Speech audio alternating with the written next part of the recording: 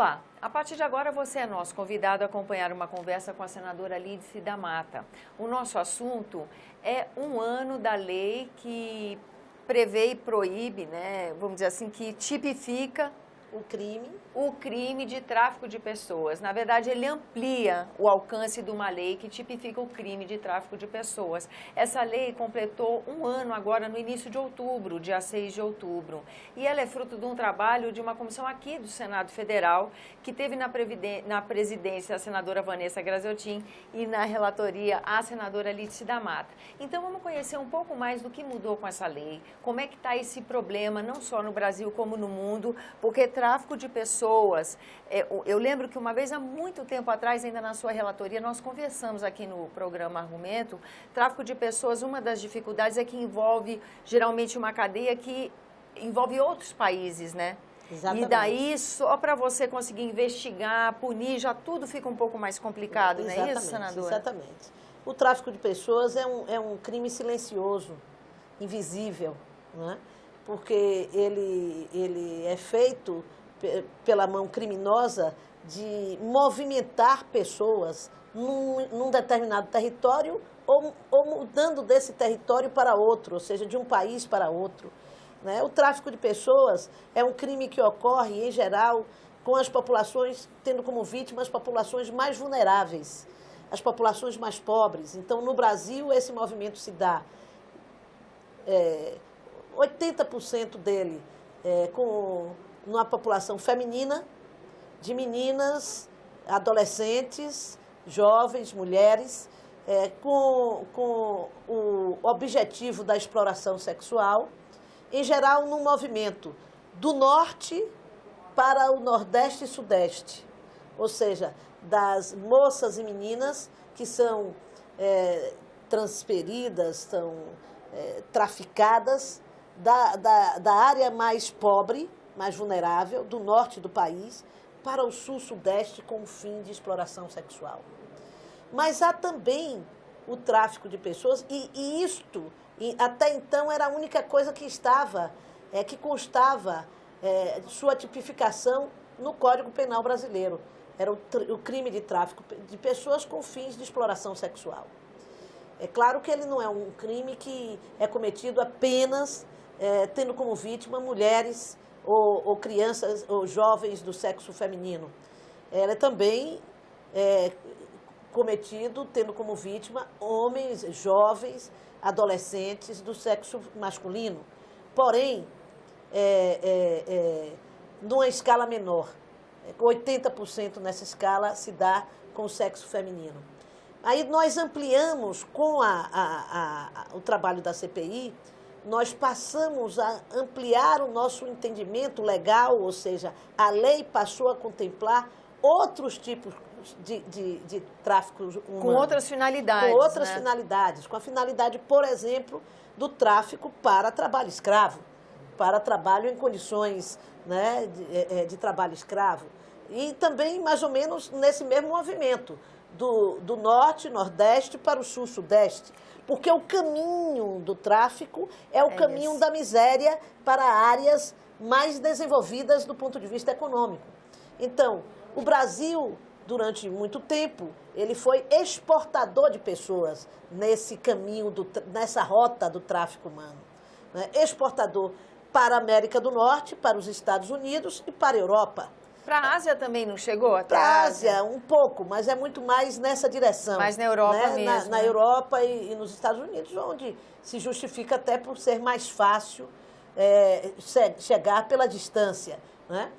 Então, o tráfico, ele se caracteriza dessa maneira e nós tínhamos muito pouco estudo a respeito do assunto. A CPI se dedicou a investigar o crime do tráfico de pessoas em todos os estados brasileiros, e nós tivemos audiências públicas em diversas capitais, com crimes originados por diversas razões. Estivemos, por exemplo, em São Paulo, investigando o tráfico de pessoas que vinham da Bolívia, da América do Sul, Aí para trabalho escravo, escravo no interior de São Paulo, que entravam e entram ainda pelo oeste brasileiro, chegam até o interior de São Paulo, e marcas importantes, grandes marcas nacionais e internacionais usavam desse trabalho escravo para a fabricação de roupas, né? Com pessoas, isso foi... o Ministério do Trabalho, a Polícia Federal prendeu no interior de São Paulo colombianos que vinham, bolivianos que vinham para o Brasil e moravam em cidades do interior de São Paulo, num apartamento pequeno de 50 metros quadrados. Na própria oficina onde costuravam, 15 pessoas ali morando, onde eles trabalhando. Trabalham, vivem nos colchões. Em cativeiro costurando. mesmo. Em cativeiro, não podem sair dali, recebendo uma coisa mínima para cada peça de roupa, uma peça de roupa como um blazer desse, custando, sendo fabricado e eles recebendo R$2, R$3 pela fabricação de uma peça de roupa. Então, uma situação terrível. A nossa CPI foi convidada e nós fomos aos Estados Unidos, fomos convidados pelo Departamento de Estado americano, para que nós conhecêssemos, por ser um país que recebe, né, recebe muito tráfico humano, um país rico, portanto atrai os traficantes de pessoas, né, aquelas pessoas que vivem do crime de traficar pessoas.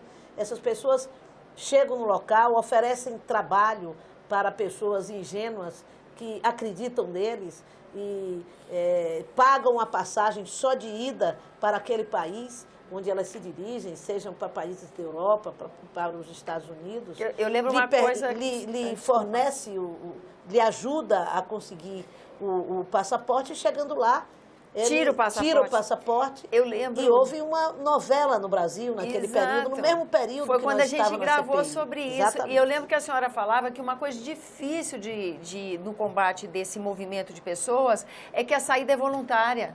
Exatamente. Muitas vezes não é que a pessoa é exportada porque ela está sequestrada. Não. Até lá ela está indo espontaneamente e ela só se dá conta no tipo de situação que ela caiu, já em um ambiente muito mais difícil de se socorrer, de sair da situação, né? Nós investigamos, por exemplo, um caso na Bahia muito complexo, que era um caso de uma criança que a pessoa se ofereceu à mãe, uma mãe pobre, se ofereceu para levá-la para ir com a criança para um país europeu, e lá chegando, inventou um pretexto que a mãe precisava voltar, comprou passagem de volta só da mãe, e que a menina ficava lá à espera que a mãe pudesse voltar. E quando a mãe, chegando à Bahia, foi no meu estado, não conseguia mais voltar. Não conseguia mais voltar. Ela foi para lá, não tinha visto de trabalho, então, obviamente, ela tinha de voltar. É insustentável. Mas a pessoa lhe levou ao erro, dizendo, então, são manobras. Nesse caso, não era uma pessoa que praticava, que intermediava o tráfico, que fazia esse tráfico, mas que, usando da manobra, terminou traficando uma criança, e a luta dessa mãe, uma luta recuperar essa criança. Grande para recuperar essa criança, que até aquele momento em que a CPI se realizava, nós inclusive conseguimos uma campanha lá no estado, levar a mãe de volta, disputava na justiça a guarda de sua filha. Senadora, nós ainda temos país. Um minutinho aqui, mas o que a senhora acharia bom para a gente encerrar a entrevista, ressaltar do que foi feito a partir desse trabalho? Bom, a partir desse trabalho, nós conseguimos dar ao país uma nova lei atualizada, contemporânea e adequada à legislação internacional. Tivemos a possibilidade, a lei atua em 3 direções, na direção da prevenção. Então, o governo federal, à época, e o Ministério da Justiça adotou uma política, uma campanha de prevenção ao tráfico de pessoas, que foi muito ajudada pelo fato de ter uma novela da Globo tratando do assunto à época. A prevenção, a proteção, que também nós temos na lei, né, medidas que visam proteger as vítimas do tráfico de pessoas, por exemplo, vítimas que venham para o Brasil como resultante do tráfico de pessoas, sob determinadas condições, elas podem ter a garantia de emprego, a garantia de visto para trabalhar e também a punição, né, que nós conseguimos nessa lei com a sua atualização, ou seja, na medida em que há o tráfico de pessoas, ele não é apenas originado no fim de exploração sexual, a punição também passa a partir do princípio de que o tráfico de pessoas para fim de trabalho escravo tem uma determinada punição, né? Então, nós também atualizamos o Código Punitivo, ou seja, a penalidade daqueles que cometem o tráfico de pessoas, buscando,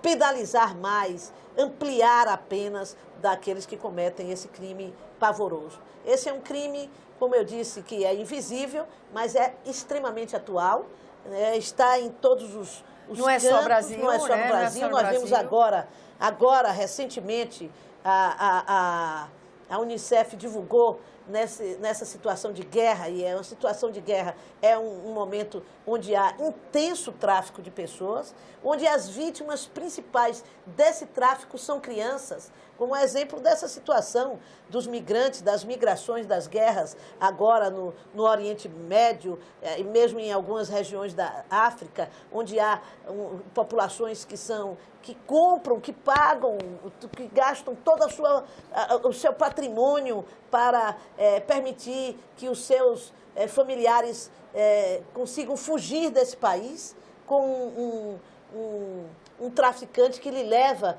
para um outro país sem lhe dar nenhuma proteção e que muitas vezes, no meio do caminho, sequestra as crianças, os filhos dessas pessoas de bem para fins de exploração sexual, inclusive em outros países árabes e outros países do Oriente Médio.